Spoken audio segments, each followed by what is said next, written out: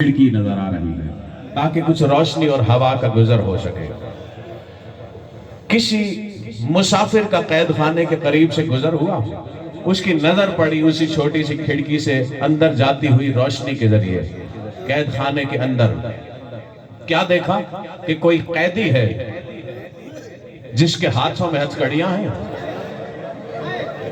जिसके पांव में बेड़ियां हैं। जैसे ही नजर पड़ी ना, ठिठक कर रुका, हैरान होके खिड़की के करीब आके कहता है, ऐ कैदी, तू कैद खाने में भी है फिर भी हथकड़ियां। अल्लाह अकबर। सवाल करके इसने सलाम किया। जब सलाम किया ना तो मौला सज्जाद ने सलाम का जवाब देते हुए कहा, कौन है हम पर सलाम करने वाला इस गरीबुल वतनी के आलम में?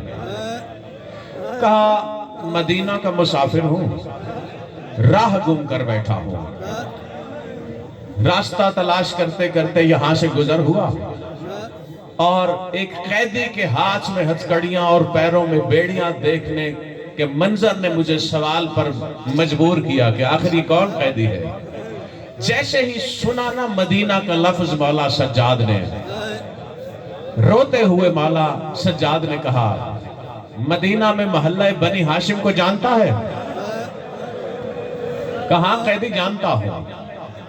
कहा, मोहल्ला बनी हाशिम की क्या खबर है?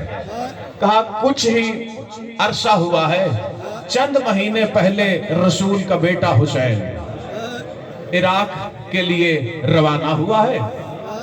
जब से मौला हुसैन ने इराक का सफर इख्तियार करने के लिए मदीना छोड़ा है ना, अगर बनी हाशिम के मोहल्ले की खबर पूछते हो तो खबर यही है कि जब से हुसैन गया है वहां से गिरिए की आवाजें आती रहती हैं, वहां से रोने की आवाजें बुलंद होती रहती हैं और कभी कभी आवाज इतनी बुलंद हो जाती है कि लगता है धरती रो रही है। कहा, वो कैदी अगर पूछा है मोहल्ला बनी हाशिम का हाल, तो एक मर्तबा इतनी बुलंद आवाज को महसूस करते हुए मैंने हैरान होकर जब सवाल किया कि यहां से क्यों हर वक्त रोने की आवाजें आती हैं, कभी कभी आवाज इतनी बुलंद हो जाती है, तो बताने वालों ने बताया कि मौला हुसैन तो चले गए, लेकिन यहाँ पीछे रह जाने वाले हुक्मदारों के साथ साथ मौला हुसैन की एक बीमार बेटी है जो रो रो के कभी बैन करते ऊंची आवाज में कहती है, बाबा अब जुदाई बर्दाश्त नहीं होती। अल्लाह अकबर, अल्लाह अकबर। मौला तुम्हारा पुरसा कबूल करे। रिवायत बड़ी लंबी है, तुम्हारे पुरसे को देखते हुए मैं यहाँ एक और जुमला कहने लगा हूँ अज़ादारों के पुरसे के लिए। यह अहवाल बता रहा है राह गुम करदा मुसाफिर। कहता है कि मदीना में जिस मकाम पर फदक का बाग है ना, इस बाग में रसूल ने अपने हाथ से 14 खजूर के दरख्त लगाए थे। इन 14 खजूर के दरख्तों में 5 दरख्त ऐसे हैं जो बिल्कुल मुरझा गए हैं। एक दरख्त 14 में ऐसा है जो अजब मंजर दिखा रहा है। न सिर्फ ये कि वो मुरझाया है, बल्कि उसकी शाखों और उसके पत्तों से खून के कतरे गिरते रहते हैं। कभी कभी हुसैन की बीमार बेटी उसी दरख्त की शाखों पे आके माथा रखती है और उसी गिरते हुए खून को अपने चेहरे पे मल के कहती है, बाबा। अल्लाह अकबर। मौला तुम्हारा पुरसा कबूल करे। कहता है, मैंने मदीना के बंदे बंदे से पूछा कि ये क्या अजब राज है इसमें, मुझे कभी किसी ने नहीं बताया। ये जुमला कहना था, रोते हुए मौला सज्जाद का आंसुओं में बहने वाला पानी खून में बदला। खून रो के मौला सज्जाद ने कहा, वो जो 14 दरख्त लगाए थे रसूल ने, वो 14 मासूम हैं, लेकिन वो दरख्त जिससे तू हैरत का इजहार कर रहा है वो मैं सज्जाद हूं। ये मेरी आंखों से बहता हुआ खून देख रहा है। अब जैसे ही इसने ये लफ्ज सुने ना अज़ादारों, हैरान होके कहता है, मैंने मदीना में बंदे बंदे से पूछा, मुझे ये राज किसी ने न बताया। यहाँ शाम के कैद खाने में ये राज तुम्हें कैसे मालूम? अब जब तवज्जो करी जवाब सुन के, अब सवाल कर रहा है, कहता है, कैदी عزادارو یہ میں ہاتھ باندھ کے جملہ کہہ رہا ہوں. کہتا ہے او قیدی جب توجہ گئی چہرے پہ, کہتا ہے تمہارے رخساروں پہ نیلے نشان کیوں ہیں؟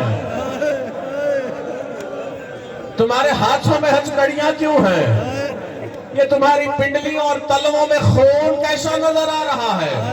عزادارو رو کر مولا سجاد نے کہا میں حسین, مظلوم حسین کا, پیاسے حسین کا بیٹا سجاد ہوں.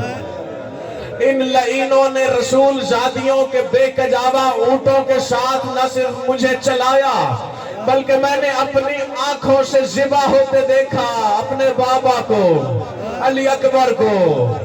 اور اے قیدی جو تم مجھ سے خون کے سبب پوچھ رہا ہے, ان لعینوں نے رسول زادیوں کی بے کجاوہ سواریوں پر سوار ہونے کی صورت میں ان کی مہاریں مجھے پکڑا دی اور نیزوں کا رخ میری طرف کرتے ہوئے کہتے ہیں رسول زادیوں کو لے کے چلو. وہ مسافر میں ایسے مقام پہ چلتا رہا جہاں سخت پتھر تھے, جہاں کانٹے تھے, جہاں اونٹ بھی پاؤں نہیں دھر سکتے تھے. اللہ اکبر. مولا تمہارا پرسہ قبول کرے. بس چھوڑ دیا منبر. بس عزادارو یہاں پر مولا سجاد نے اس مسافر سے کہا او مسافر اپنی آنکھوں کو بند کر, اور اپنی آنکھوں کو لمحے بھر بند کرنے کے بعد جب تو کھولے گا تو خود کو مدینہ پائے گا. تو راہ گم کر بیٹھا تھا نا, مدینہ تو پہنچ جائے گا, لیکن میرا ایک کام کرنا. رو کے کہتا ہے حکم. کہتا ہے جب مدینہ آنکھیں کھولنے پر پہنچو گے نا, پہلے نانا کے روزے پہ جا کے کہنا سجاد سلام کہتا تھا. پھر میری بیمار بہن کو جا کے اپنے جو کچھ بھی تم نے آنکھوں سے دیکھا ہے جا کے میری بیمار بہن کو بتانا. عزادارو چھوڑ دیا منبر. اس نے آنکھیں بند کی. اگلے ہی لمحے جب اس نے دیکھا آنکھیں کھولی, مدینہ کی دھرتی پہ پہنچا روضہ رسول پر, مولا کا سلام پہنچایا. سلام پہنچا کے جب یہ شہزادی کے قریب شہزادی کی طرف آیا ہے نا, دہلیز پر رک کر اس نے کہا میں مولا سجاد کا قاصد ہوں.